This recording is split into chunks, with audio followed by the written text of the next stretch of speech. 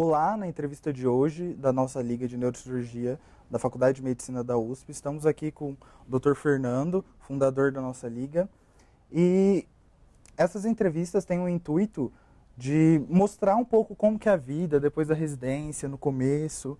E assim, Dr. Fernando, obrigado por ter vindo, né? Sempre importante, né? E assim, quando foi o interesse do senhor pela neurocirurgia e quando decidiu? Leonardo, eu sou da turma 80. Quando eu entrei na faculdade, assim, eu preciso falar isso, né? Eu não tenho nenhum parente médico, né? Depois de mim, minha irmã fez medicina, mas antes disso não tinha nenhum contato. E meu grande sonho, desde o começo, era ser cirurgião.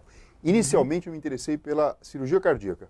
Então, eu participei do processo de fundação da Liga de Transplante Cardíaco. Sim. Durante toda a faculdade, meu sonho era ser cirurgião cardíaco. Quando eu cheguei no 6º ano e tive contato com a disciplina de neurocirurgia dentro do formato do pronto-socorro, e então a gente tinha aquele contato com pacientes que entravam em coma, com aqueles pacientes, inclusive, fazendo uma informação cruzada com a Liga de Transplante Cardíaco. Os pacientes que estavam em morte cerebral e poderiam ou não vir a ser doadores de órgão, aquilo começou a me intrigar, de entender o cérebro como o grande maestro tutor do corpo físico, sabe?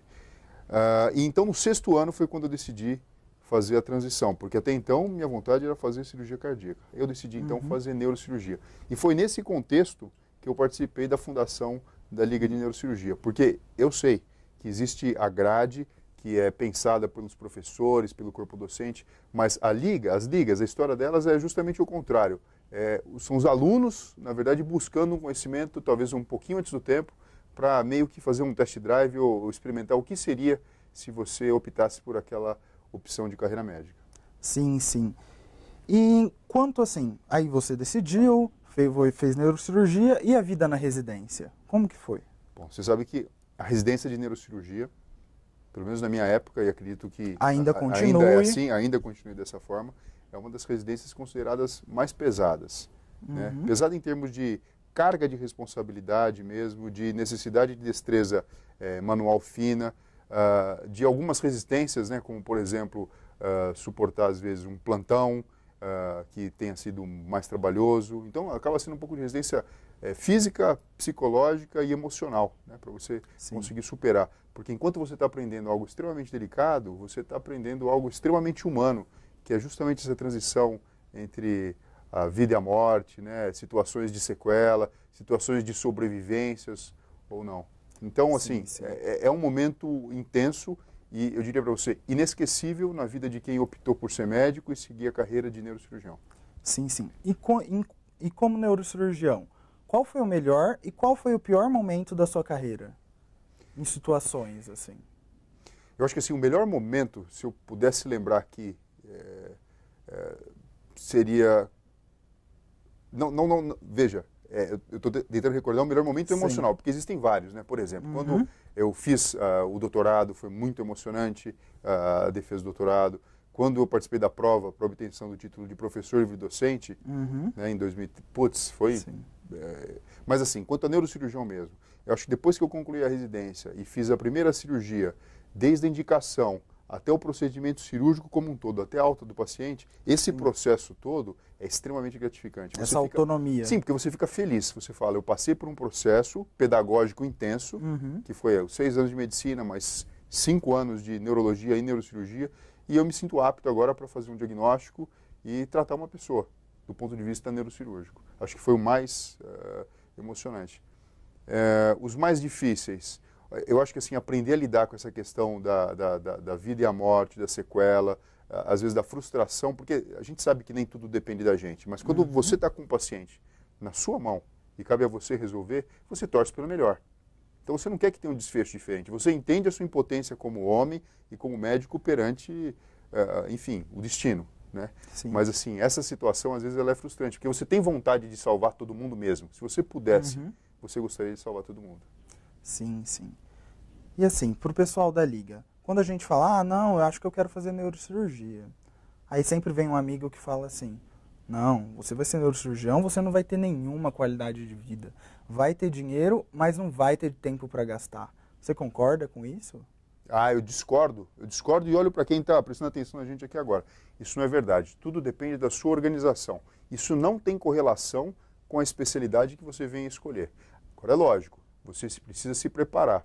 Por exemplo, eu posso dizer para você, hoje, na época de residência isso não era possível, mas hoje eu consigo fazer atividade física de forma regular, eu tenho meus hobbies, então, por exemplo, sempre que eu posso, eu consigo fugir para a praia e surfar no final de semana, eu participo de corridas, corrida de rua. Então a gente pode fazer uma vida ativa. Uma vida ativa. Tem festa, a gente pode ir, mas lógico, você precisa se organizar. Se você assumir uma carga de trabalho muito grande, você precisa ficar atento que você também vai precisar repousar, se divertir, ter férias, para poder voltar com energia vital, feliz, satisfeito com aquilo que você escolheu, para poder tratar as pessoas de uma forma adequada. Sim, sim. E quanto ao mercado de trabalho aqui em São Paulo ou fora daqui? Dentro do Brasil mesmo ou fora? Tipo, como que é? Tipo, sair da residência, e agora? Leonardo, você sabe que vai chegar um momento que o país como um todo vai estar tão organizado que até a decisão que nós podemos realizar hoje em dia, talvez ela seja mais cerceada. Eu explico melhor. A gente decide fazer neurocirurgia, você estuda muito, presta uma prova e, sendo aprovado, você começa o curso. Na verdade, olhando países que já passaram por esse processo, já estão um pouco mais organizados em termos de saúde pública, o caminho deveria ser o contrário. O que faz falta no atendimento, na formação médico, eu vou abrir vagas de residência. Então deveria ser um pouquinho ao contrário. Mas respondendo à sua pergunta, o mercado de trabalho, para quem trabalha de uma forma séria, de uma forma honesta, de uma forma dedicada, para a área médica como um todo, não podemos dizer que a crise chegou, que existem problemas, porque o foco, na verdade, não é o dinheiro por dinheiro. Sim. O foco seu está na carreira, está em você proporcionar saúde para quem precisa, né? Eu diria até mais, o médico hoje em dia ele tem um papel maior do que simplesmente executar uma operação. A gente precisa alertar a população de que hábitos ou que cuidados tomar para evitar que chegue num momento de doença que necessite de uma cirurgia. Sim, sim. E assim, como um recado final para o pessoal da Liga, o que você diria assim para aquele aluno que está no segundo ano falando, não sei se eu vou entrar na Liga ou não, né? Tipo, neurocirurgião. Qual é um recado que você dá para essa pessoa? O meu recado é o seguinte, se você sente que existe alguma coisa dentro de você que te motive a entender um pouco mais sobre como funciona o cérebro e como que ele pode ser acessado, porque isso é extremamente ousado, né? Você conseguir, através até de técnicas minimamente invasivas, acessar o funcionamento do cérebro. Se você sente essa vontade, eu acho que o momento é agora. Presta a prova de Liga, vem estudar um pouco com a gente, vem sentir um pouquinho de perto, né, o que é essa vivência, converse com outros neurocirurgiões, porque, eu estou te dando um exemplo, durante os 6 anos, eu fiz isso com a cirurgia cardíaca, para mim foi muito importante. Porque quando eu cheguei no 6º ano e me deparei com a neurocirurgia, eu falei, puxa, é isso.